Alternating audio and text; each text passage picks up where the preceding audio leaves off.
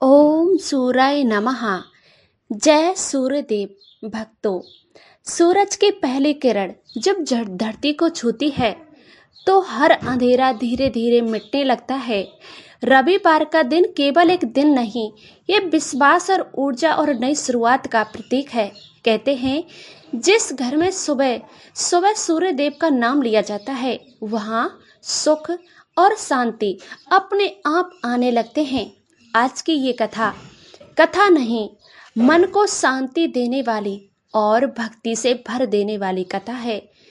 तो आंखें बंद करके सच्चे मन से प्रेम से बोलिए ओम सूर्याय नमः। जय सूर्य नारायण भगवान की। और सुनिए रविवार व्रत की ये पावन और अद्भुत कथा। प्रिय भक्तगणों, इस कथा को पूरा जरूर सुनिएगा, अधूरा बीच में छोड़ के ना जाइएगा। ये कथा उस समय की है जब राजस्थान में गर्मियां अपने चरम पर थीं। धरती आग की तरह तप रही थी। हवाएं ऐसी चलती जैसे किसी ने भट्टी का मुंह खोल दिया हो। दोपहर के समय गांव की गलियां सूनी पड़ जाती, पेड़ के पत्ते तक थक कर झुक जाते। उसी समय नागौर के एक पास के छोटे से गांव में सूरजपुरा, उस गांव में कमला नाम की एक स्त्री रहती थी। रंग सांवला था, चेहरे पर सादगी थी और आंखों में अद्भुत शांति का। उसका पति मोहन खेतों में मजदूरी करता। घर में गरीबी थी लेकिन मन में भगवान के लिए सच्ची श्रद्धा थी। कमला हर रविवार को व्रत रखती। सुबह सूर्य भगवान को पहले उठती और मिट्टी के घड़े का पानी जल पीतल के लोटे में भरती और उसमें लाल फूल डालती और घर के बाहर खड़ी होकर सूर्य देव को अर्घ्य देती। जब पानी की धार सूरज की किरणों से मिलती तो ऐसा लगता जैसे सोने की पतली नदी बह रही हो। कमला हमेशा एक बात कहती, हे सूर्य देव, मेरे घर में धन मत देना चलेगा, लेकिन मेरे परिवार के चेहरे की मुस्कान कभी छीनना मत। गांव की औरतें उनका मजाक उड़ाती, अरे कमला, इतना व्रत रखने से क्या होगा, तेरे घर की हालात तो वही की वही है।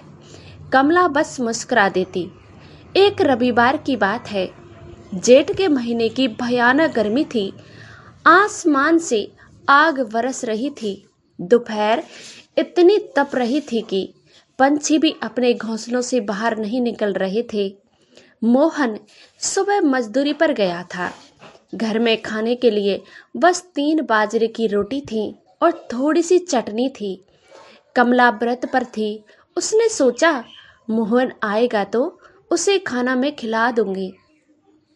तभी दरवाजे पर धीमी आवाज आई, माँ, थोड़ा पानी पिला दीजिए। कमला बाहर आई।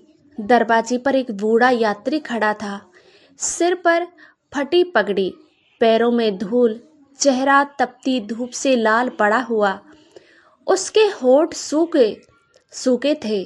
कमला तुरंत अंदर गई, मिट्टी के घड़े से ठंडा पानी लाकर उसे दिया। वृद्धा ने कांपते हाथों से पानी पिया। ऐसा लगा जैसे उसकी सूखी आत्मा को जीवन मिल गया हो। फिर उसने धीरे से कहा, 2 दिन से ठीक से भोजन नहीं मिला, कुछ खाने को मिल जाए तो बड़ी कृपा होगी। कमला कुछ पल चुप हो गई। उसकी नज़र उन 3 रोटियां पर गई जो उनने मोहन के लिए रखी थी। एक पल के लिए उसका मन डोल गया। अगर ये रोटी मैं इसे दे दूंगी तो मोहन भूखा रह जाएगा। लेकिन अगले ही क्षण में उसके मन में आवाज आई, भूखे को भोजन देना सबसे बड़ा धर्म है। उसने बिना देर किए सारी रोटियां और चटनी नमक उस वृद्ध के सामने रख दिया। वृद्धा ने आश्चर्य से पूछा, और तुम्हारे घर वाले क्या खाएंगे? कमला मुस्कुराई, भगवान ने चाहा तो उनके लिए भी कुछ ना कुछ मैं भेज दूंगी। वृद्धा धीरे धीरे खाना खाने लगा। उसकी आंखों में एक अजीब सी चमक थी। खाना खत्म होने तक के बाद में उसने कमला की ओर देखा और बोला, अगर आज सूर्य खुद तुम्हारे द्वार पर आए तो क्या पहचान लोगे? कमला हल्का सा हंसी और बाबा, मैं भगवान को पहचानूं या ना पहचानूं, लेकिन भूखे इंसान में भगवान जरूर मानती हूँ। इतना सुनते ही अचानक से तेज गर्म हवा रुक गई। आंगन में फैली धूप सुनहरी चमक में बदल गई। कमला ने देखा वह बूढ़ा यात्री धीरे धीरे प्रकाश में भरने लगा। उसकी झुकी कमर भी सीधी हो गई। चेहरे से दिव्य तेज निकलने लगा। आसमान से जैसे हजारों दीपक एक साथ जले उठे। कमला डरकर पीछे हट गई। तभी गूंजती हुई आवाज आई, डरो मत पुत्री, मैं सूर्यदेव हूँ। कमला की आंखों से आंसू बहने लगे। वह तुरंत भूमि पर बैठ गई। सूर्यदेव बोले, गर्मियों की इस तपती दोपहर में तुमने अपने हिस्से का भोजन देकर ये सिद्ध किया है कि तुम्हारा मन इस वर्ग से भी अधिक पवित्र है। इसीलिए आज से तुम्हारे घर का दुर्भाग्य समाप्त होता है। इतना कहते ही सूर्यदेव ने अपने हाथ से मिट्टी को छुआ। अचानक सूखी जमीन से ठंडे पानी का आभारा फूट पड़ा। पूरा आंगन मीठे जल से भर गया। सूर्यदेव बोले, ये जल कभी नहीं सूखेगा। इस गांव में कोई प्यासा नहीं रहेगा।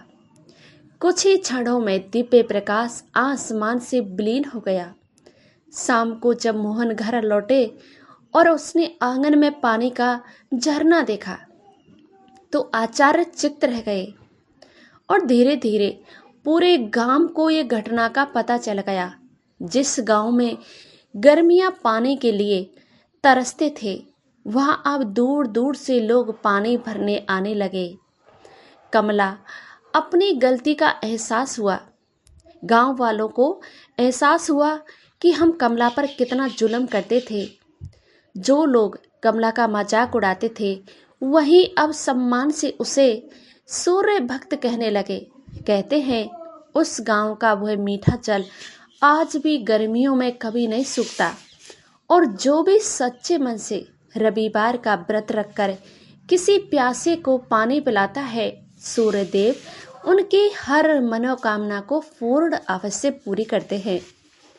कथा का ये संदेश है, गर्मियों में प्यासे को पानी पिलाना सबसे बड़ा पुण्य है।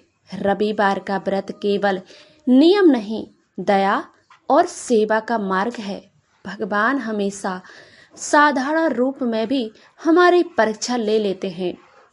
जय सूर्यदेव महाराज की जय। सूर्यदेव। प्रिय भक्तगणों, ये थी आज की वीडियो। आपको कैसी लगी? अगर आपको कथा अच्छी लगी हो तो वीडियो को लाइक करके चैनल को सब्सक्राइब जरूर कीजिएगा और ऐसी ही कथा सुनने के लिए चैनल को सब्सक्राइब करना बिल्कुल मत भूलिएगा। कमेंट में जय सूर्यदेव अवश्य लिखिएगा। जय सूर्यदेव महाराज की।